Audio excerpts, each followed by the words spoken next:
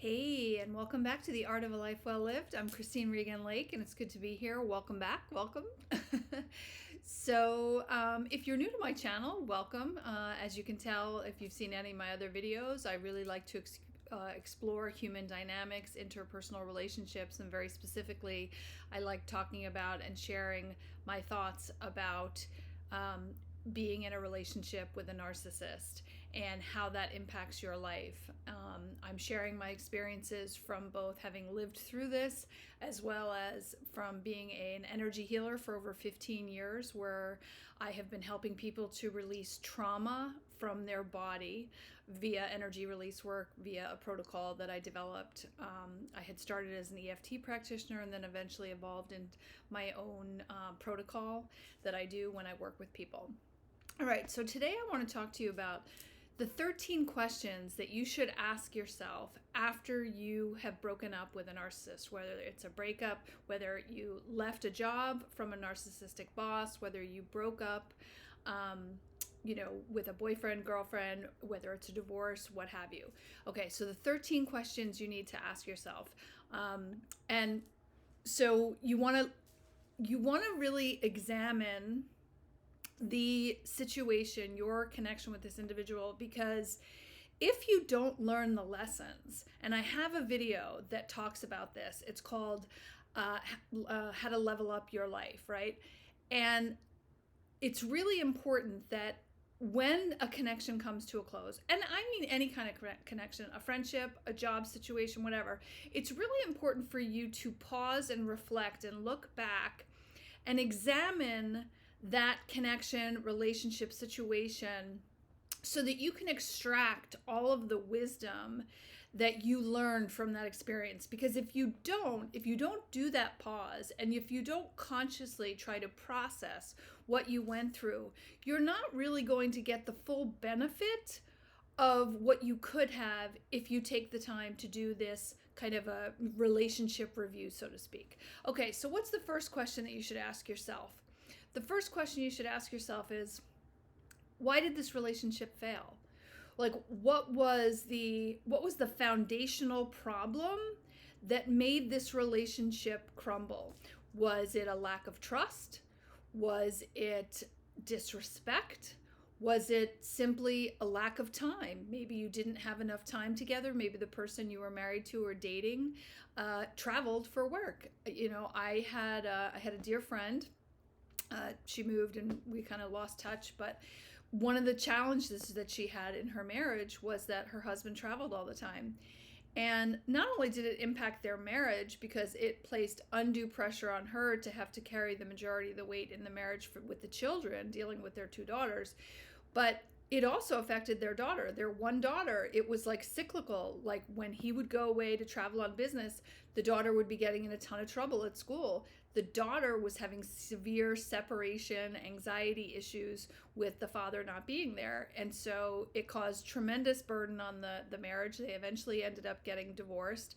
And so ask yourself, what was the foundational issue that made this relationship come to an end? What was the defining things that really imploded the relationship? Okay, so the next question is, what did this relationship teach you?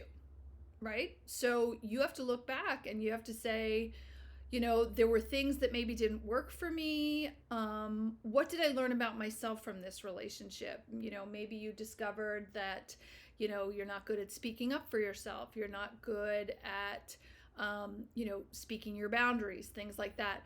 So you have to look back and try to examine it for all the nuggets that you can get out of what the relationship taught you.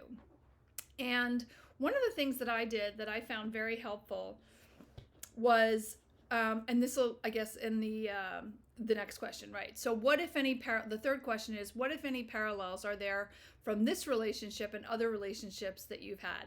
So one of the things that I did that helped me really clarify to see my patterns, right? Because if you want to really understand who you are and why you do what you do, you need to understand the patterns of your relationship. And when I did that, one of the things I did is I went back and I wrote down the name of everyone I had ever dated, all the relationships that I had.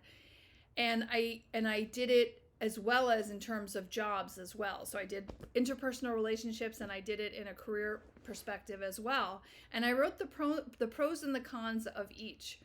And the pattern that came out specifically was that I typically was the one who was always overgiving, right? So I was codependent, and I would be the glue that always held the relationship together. I was always the one reaching out, doing that kind of thing. And the pattern was that I typically engaged with narcissists. And it's not surprising, given, kind of the things I've shared about, kind of dysfunctionality growing up. And, I love my parents, and my parents were both children of alcoholics. They weren't alcoholics, but their parents were. And so the ripple effect that had on their parenting and my childhood growing up and things like that. So, it's not surprising that I ended up, in narcissistic connections. So you want to look back and you want to see, like, what are the parallels? What are the patterns that you have in your relationships? Do you date the same kind of person? What does that same person look like? Are they emotionally unavailable? Are they dismissive to you? Are they condescending? And if you're finding these parallels, then the next question you should ask yourself is, okay, so this is the pattern of who I date. Who is this person? Is this my mother or is this my father? And find out if you're dating or married to your mother or your father from a kind of archetype, an archetype figure. Obviously you're not married to your mother or father, but you know what I'm saying? Okay, so what's the fourth question you want to ask yourself? Was I codependent in this relationship? So you will never have a healthy relationship if you are codependent. And if you grew up in a narcissistic household where from a very young age it became clear to you that you had to hustle for your worthiness, you had to earn your love, then you have more than likely become entrained into being codependent, taking care of other people, being a people pleaser, being the glue that holds everything together, always putting your needs last. If you fall into that category, and I had to own my behavior in this too, I had done this, then you need to go back to your childhood wounds and you need to heal the parts of you that made you feel that you need to hustle for your worthiness and to earn your love, because you are worthy of love and devotion from the day that you are born. There's nothing you have to do to earn it. You are, by being a divine child of this universe, you were born with full worthiness to be loved and cared for. Unfortunately, you may have grown up in an environment that message was not instilled in you based on the dysfunctional environment in which your parents had grown up, and then how they conveyed that to you and such. Okay, so number 5, what were the best things about this relationship, right? So, it's very rare that a relationship is all bad, because if it was all bad right from the beginning, you wouldn't have stayed, right? So there were good things. So go back and reflect on, okay, so what really worked about this relationship, right? So you might have had a connection where there was dysfunction, but you had amazing sex. Well, that's a good thing. That's a blessing, right? So put that down. Or maybe you had amazing intellectual discussions with that person, and that was deeply nourishing and satisfying to you. That's a benefit to that situation. Maybe you had amazing vacations. Maybe you dated someone who, while they may have been a narcissist, they were always up for fun, and you had some amazing, playful, joyful, exotic adventures with this person. Put that down. Put down all the things that really worked for you and was the best about it. Pull all the best, juiciest moments out of it. Obviously, the next follow-up question would be, what were the worst things about this relationship? What was it that, transpired between you and your partner that was painful, that was awful, that you would never want to repeat again, right? So what was the worst things? Did they speak down to you? Did they withhold sex from you? Did they, cut you off financially and put you on a leash and only, doled out small amounts of money to you, and didn't give you access to the finances? Like, what was the worst aspects of the relationship for you? Because when you move forward and you decide you want to engage in this, you're ready to start this next connection, you want to make sure, you want to be super clear on what your must-haves and what your deal breakers are. If you're not clear on what your deal breakers are when you go into your next relationship to co-create a healthy relationship, you're setting yourself up for failure because you have not clarified what specifically didn't work for you.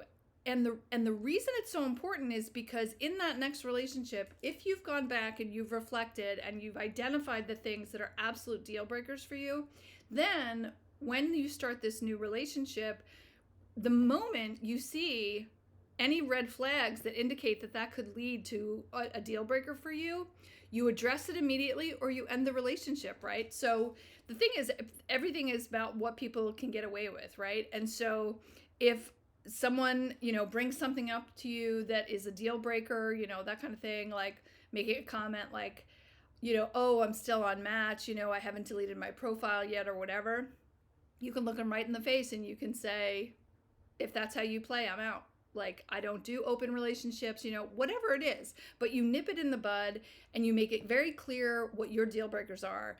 And you make it clear that if that's what you're going to engage in, then this connection is over, because that is not okay with me, and that's a deal breaker, and that's a walk away for me. Okay, so what's the next one? 7. What specifically would you like to have in your next relationship, right? So this is where you're identifying things that you want to experience that you may have never experienced in any relationship before, where you're saying, you know what, like, what can happen in relation if you've been in a series of unhealthy or dysfunctional relationships is you can become very jaded, and then you can start to believe that healthy love isn't available to you, isn't out there, it's not possible, right? So you start to lose the belief because you become cynical and jaded and things like that.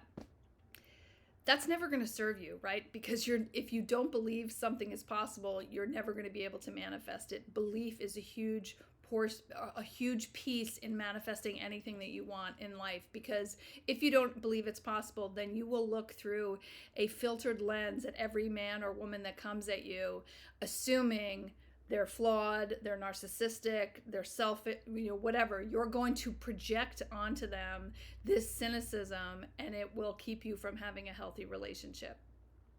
So what you want to do is identify, okay, what I really want is I want someone who shares my values, whatever those values are for you. Maybe really what's important for you is you're an empire builder and you want to build a business, and you want a partner, a lover, a husband, a wife who loves business because you'd love to build something together. Or maybe you're super into sports. I'm not, but maybe you're super into sports and your last partner couldn't stand it. It was something you super love and are passionate about, but you couldn't share it with that person.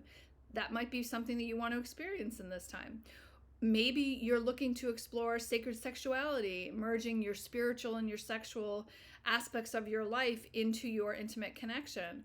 Well, obviously you're going to have to date somebody who is open to that, who has a spiritual connection, who has the ability to look in the mirror and own their behavior and transcend their ego and things like that. So it's really important to sit and think through, like, who am I at this moment, and what do I desire and deserve in a relationship, a romantic connection that I wish to engage in next time, and get super clear on what you want that to be.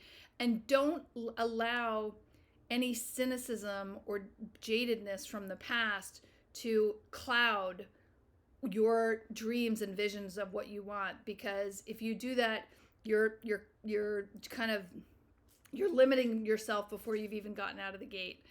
Okay, so number 8, what part did I play in the dysfunction in this relationship, right? So this is where, and I have a video on this too about owning your behavior, right? Sometimes it is your fault. So sometimes you were the one who made a sarcastic put down to your partner, and you did it because you were angry about a comment they made another time, right? But 2 wrongs don't make a right. And so if you have to look back at the relationship, and you have to acknowledge any time when you personally were displaying any narcissistic behaviors, because we all have a certain degree of narcissism in us. It's part of what is your survival, your instinct to stay alive, to take care of yourself. It's part of your ego, things like that. So it's important to understand that you may have had some narcissistic or toxic traits, and you need to own them. And then you need to say, is this really who I want to be? And then decide not to do that in the future. Like, I'll own it right now. In the past, like when I was married to my ex-husband, Mike, early in our marriage, there were times that I had been sarcastic and things like that. And I remember being kind of like a sarcastic comment I made to my sister about something, right? But then I learned and I came to understand that sarcasm is really a way that a lot of us use to offlet unprocessed anger that we have from other issues. And it's not right, it's not good, it's not healthy, it's not positive. And so when I became consciously aware that I was doing that, I made a soul level decision to say, that's not the human being I want to be. Doesn't mean I still enjoy sarcasm and being playful, but it's never now mean. It's never about, getting back at someone because, they hurt my feelings about something, they blew off this, whatever. It's like playfully encouraging, there's a way to do sarcasm that is playful, that is not mean, that is not insulting, that's not really just punching somebody in the face and trying to wrap it in humor so you can get away with it. So you have to own your own behavior in the connection and be honest about whatever dysfunction and toxicity you brought to the relationship, and then committing to say, that's not really who I want to be. And in the next relationship, I'm going to do better, right? Okay, so 9, did I allow my personal boundaries to be violated? If yes, why is that? Why did I allow my boundaries to be violated? A very common way that we allow our boundaries to be violated is by saying yes when it's no. It's because we have people-pleasing tendencies that were ingrained in us as a child, and so we betray ourselves and we say yes when it's no. Then we end up becoming resentful to the person that we said yes to because we betrayed ourselves, and we have no one to blame but ourselves because we are the only ones who can say, no, this doesn't work for me. So think about all the different ways that you have personally allowed your boundaries to be violated. And then why did that happen? Think back to your childhood situations and think about, like, what was it? Where are the situations that arose that caused you to do that? Like, try to identify them, right? And all of this, all healing, you have to go back, you have to connect to those memories, and it's about feeling it to heal it, right? So I encourage you to do energy work. You can watch my EFT video, EFT 101. You can start learning how to tap. That's how I got into energy work. 15 years ago, I taught myself how to tap, and it was the greatest gift and blessing of my life, was teaching myself that. It taught me the language of the body. It brought me into deeper connection to God and the universe and to humanity. And so I highly encourage you to do that. Again, that's the video EFT 101. It'll explain what emotional freedom technique is and how to do it and why it works. Okay. So 10, what will I do in my next relationship to honor my boundaries, right? So think about, maybe just come up with 2 or 3 things that, like, you will ingrain in yourself that moving forward, this is what I'm going to start doing to implement my boundaries, whatever. Making time for self-care, right? Not allowing yourself to be bulldozed by life and, things like that, and taking care of yourself, doing what needs to be taken care of, saying no when it's no, and just generally speaking, taking care of you. And every time you do something that is nurturing and fortifying yourself, it just sends a wave of love through your whole body, because for so many years we have abused ourselves emotionally, physically, financially, trying to please other people and, live up to certain expectations, and it's garbage. It's totally destructive and it's not helpful. So there you go. So get clear on your boundaries and get 2 or 3 solid ones that you're going to really start, putting down the gavel and say, nope, that doesn't work for me. Learning how to say no is the first one.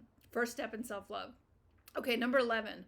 What did I do right in the relationship? Now it's important for you to acknowledge, okay, so yeah, I might have been sarcastic. I might have gotten caught up in my ego and done some other stuff, but there were definitely things that I did right. And what were those things? What did I do right to bring to this relationship? Did I bring a purity of love?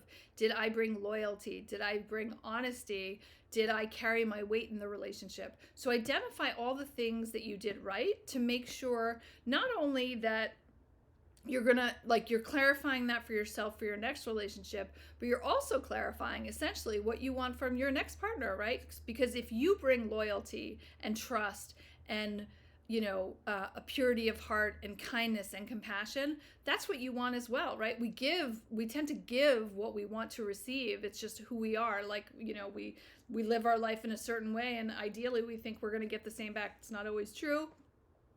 But if you're clear on what you did right in the relationship and what, you're giving to the relationship in terms of what you believe constitutes a healthy, loving relationship, get clear on that so that you're clear on the partner that you want them to have those attributes as well.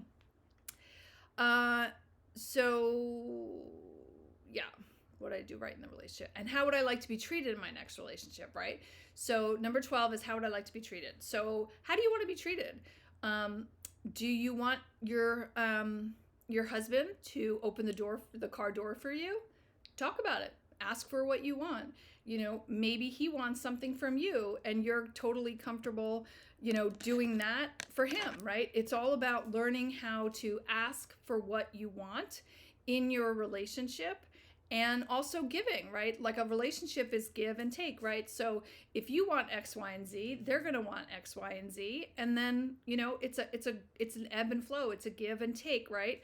So how would you like to be treated in your next relationship? And when you're connecting with that person, you need to communicate it. You need to verbalize what your wants, needs, and desire are for the relationship. And you need to listen to what their wants, needs, and desires are in a relationship. And then you need to see if they're a fit. Maybe what they want, need, and desire doesn't work for you.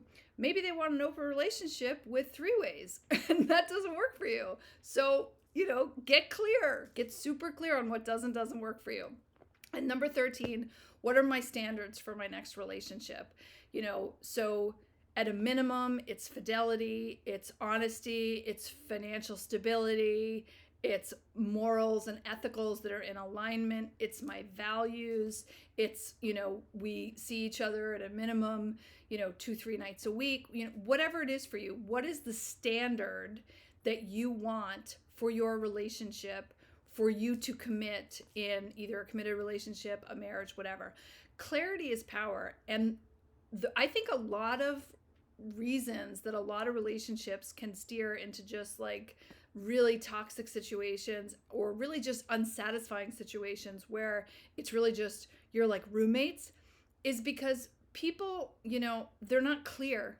They're just kind of vague. I want better. I want more, whatever. I want more, I want it to be more exciting. Well, what is the granular, right? So clarity is power. Getting clear on who you are, what you want, what you need in a relationship, having the ability to articulate what your wants, needs, and desires are from a place of love, respect, and compassion, not demanding it, and being honest with yourself and really acknowledging, is this person aligned with who I am? Is this person aligned with my personal values?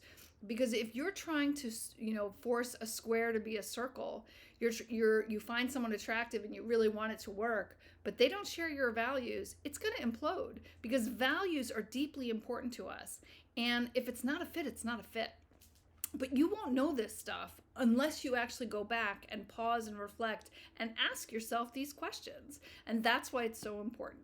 So I hope you found value in that. Those are the 13 questions to ask yourself after you've broken up with a narcissist so that you can thoughtfully and mindfully co-create a future with your next partner that is going to be fulfilling to you, that's going to be healthy, that's going to be loving, and it's going to meet your wants, needs, and desires.